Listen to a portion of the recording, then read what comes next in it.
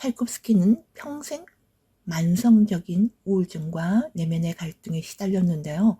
특히 어린 시절 어머니의 갑작스러운 죽음과 동성애적 성향으로 인한 사회적 압박은 그의 삶과 음악에 깊은 안녕하세요 여러분, 헬렌쌤입니다. 임윤찬 피아니스트의 타이니 데스크 이후로 오랜만에 영상을 올리는데요. 설마 또 설마 했습니다.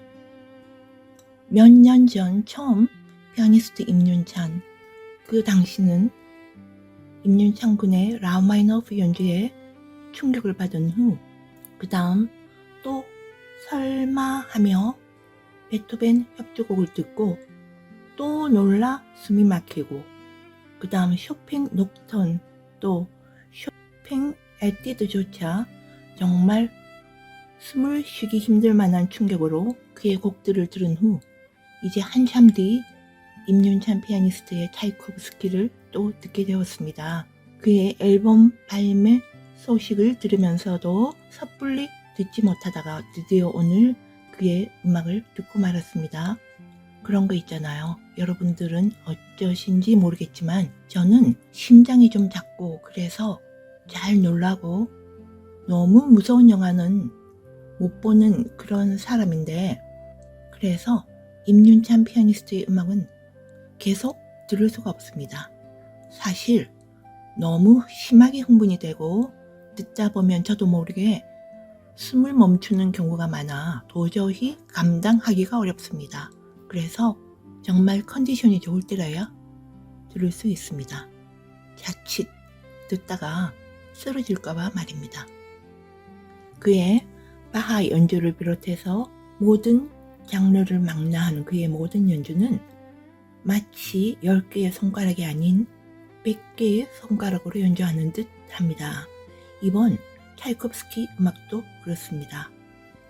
차이콥스키의 The Seasons, 한국말로는 누가 해석해서 만들었는지 모르지만 잘못되어 사계라고 붙여진 음악입니다.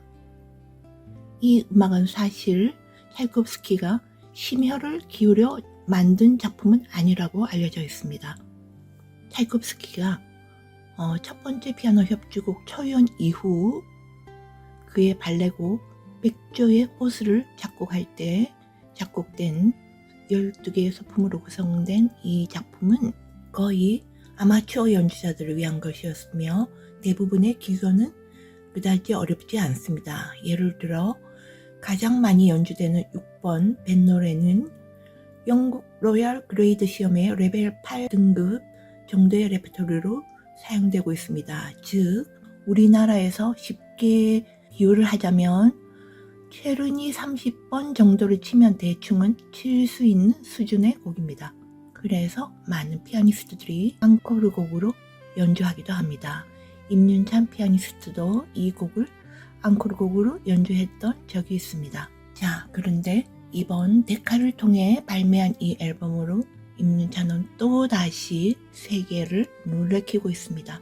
예를 들어 디아파송에서 말하기를 피아노를 다루는 아름다움과 능숙함은 거의 비현실적인 무언가를 담고 있습니다. The Seasons가 청중에게 이토록 큰 영향을 미칠 수 있다고는 상상도 못했을 겁니다. 그 다음 내셔널 퍼블릭 레디오에서는 말하기를 이렇게 작은 작품들을 훌륭하게 연주하며 전곡을 녹음한 피아니스트는 극소수에 불과합니다. 하지만 젊은 천재 임윤찬의 4개 실황 녹음에서 비할 데 없는 일이 벌어지고 있습니다. 임윤찬은 힘을 주어서 과시하려 들지 않고 내면에 품었던 생각들을 담담히 풀어내는 고백을 듣는 이들에게 고스란히 전달하면서 악보에 얽매이지 않고 예측할 수 없고 형언하기 어려운 찬란하고 투명하고 혹은 속삭이는 그의 톤칼라들은 철저한 계산이 아닌 오직 본능에 따른 것처럼 느껴집니다.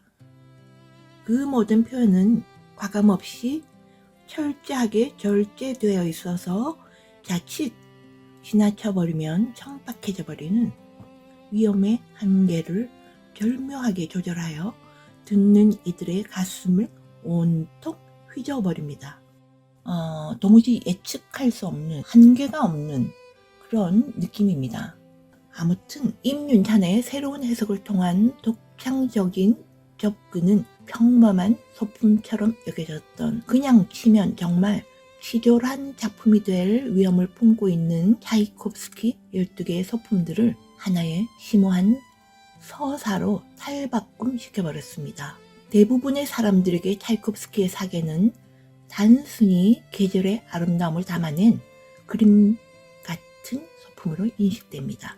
그러나 임윤찬은 그 통념을 뒤집고 독창적인 상상력을 불어넣어 예상치 못한 성부를 강조하면서 프리즘을 통과한 색다른 컬러의 음악을 빚어냈습니다. 이는 그가 많은 피아니스트들이 소홀하게 지나가는 음들을 단 하나도 그저 지나가는 법이 없이 전부 다 진주알처럼 고르고 전부 다 다이아몬드처럼 다른 각도에서 깎아서 실로 오묘한 색들의 향연들로 자신만의 확고한 작품을 창조해내어버림을 여지없이 또 보여주고 있습니다. 임윤찬의 손을 거치면 아무리 작고 간단한 소품, 심지어는 구조적으로 형편없어 보이는 악보라도 반드시 놀라운 작품들로 변모시킵니다. 그는 마치 바닥에 쏟은 커피 자국에 멋진 그림을 그려넣거나 벽에 뚫린 구멍에 놀라운 예술 작품을 그려넣는 예술가와 같습니다.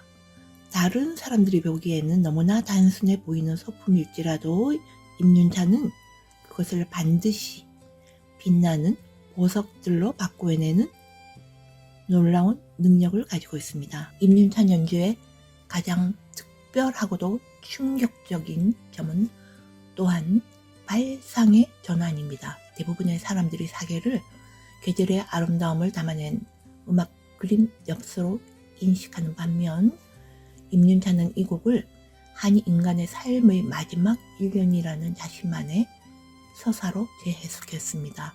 예를 들어 흔히 따뜻하고 아늑한 시작이라고 여겨지는 1월 난로가에서는 벽난로의 불이 서서히 꺼져가는 모습처럼 삶의 마지막을 맞이하는 이의 회환을 담아내고 6월 뱃노래는 낭만적인 분위기 대신 오히려 시리에 빠진 한 여인의 고통을 떠올립니다.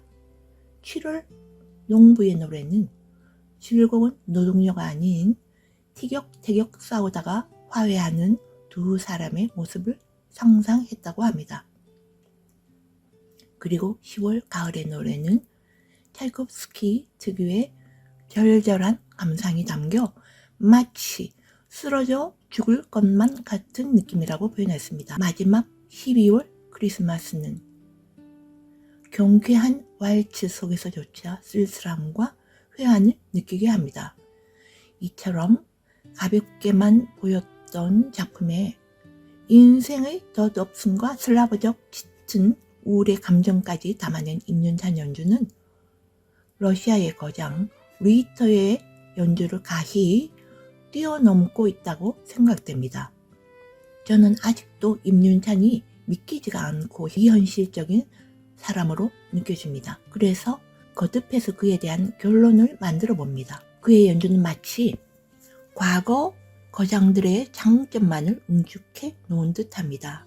그는 파격을 추구하는 글렌 굴드의 장점을 적절하게 취하고 명료한 터치와 섬세한 음표 컨트롤 능력을 가진 블라디미르 호르비츠의 정교함을 보여주고 또한 젊은 나이에도 불구하고 자신만의 해석을 확고히 하고 자신감 넘치는 연주로 온전히 자신만의 스타일을 완성한 레너드 번스타인의 모습도 엿볼 수 있습니다. 이처럼 임윤찬은 과거 거장들의 연주 스타일을 계승하면서도 자신만의 독창성을 더하여 그 누구도 예상치 못한 신선하고 매력적인 음악을 만들어냅니다. 특히 6월 뱃노래를 들어보면 이러한 임윤찬의 비범함이 더욱 명확히 드러나는데요. 2014년에 녹음된 파벨 콜레스니코프의 연주가 마치 자로 잰 듯 정확하고 깔끔하다면 임윤찬은 미묘한 리듬에 밀고 당기는 루파토의 사용과 섬세하기 짝이 없는 통칼로 조절을 통해 곡에 더욱 깊은 감정적 울림을 불어넣습니다. 이번 이 차이콥스키 음반에서의 임윤찬의 해석이 왜 그토록 또 설득력을 얻는지 그 배경을 한번 잠시 살펴보면, 사실 차이콥스키는 평생 만성적인 우울증과 내면의 갈등에 시달렸는데요.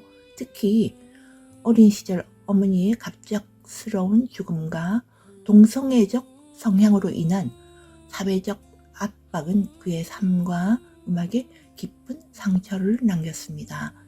이 사계는 그가 35세에 잡지사의 의뢰를 받아 작곡한 말 그대로 생계형 작품이었습니다. 차이콥스키는 편집장의 요구에 맞추어 돈을 벌 목적으로 이 작품들을 주문받아 작곡했고 수입을 보충하는 수단이었습니다.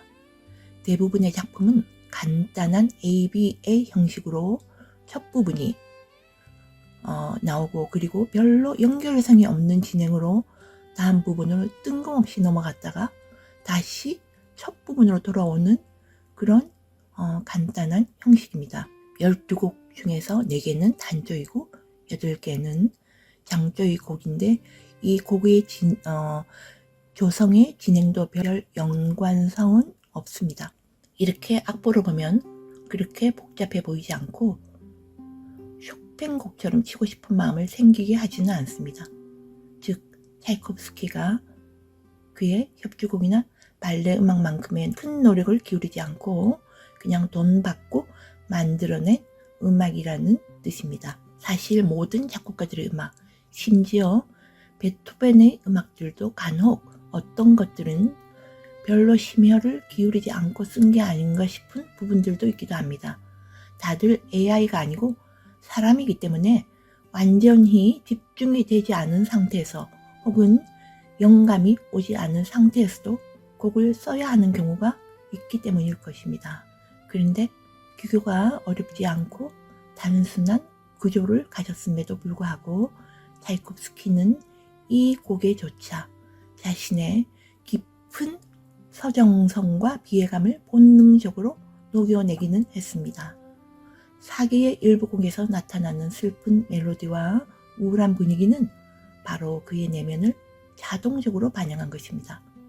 임윤찬은 단순히 악보에 쓰인 음표를 연주하는 것이 아니라, 그리고 편집자가 붙여놓은 제목을 넘어서 그 안에 숨겨진 본질적인 작곡가의 고뇌와 감정들을 정확하게 꿰뚫어보고 그것을 자신의 음악으로 표현해낸 것입니다. 그의 연주를 들으면서 저는 그는 혹시 요즘 드라마 폭군의 셉트처럼 미래에서 오는 인물인지, 혹은 슈만과 브라함스, 쇼팽과 차이콥스키들과 어울리던 과거의 인물인지 혼자 마구마구 궁금해지면서 넋이 나가곤 합니다.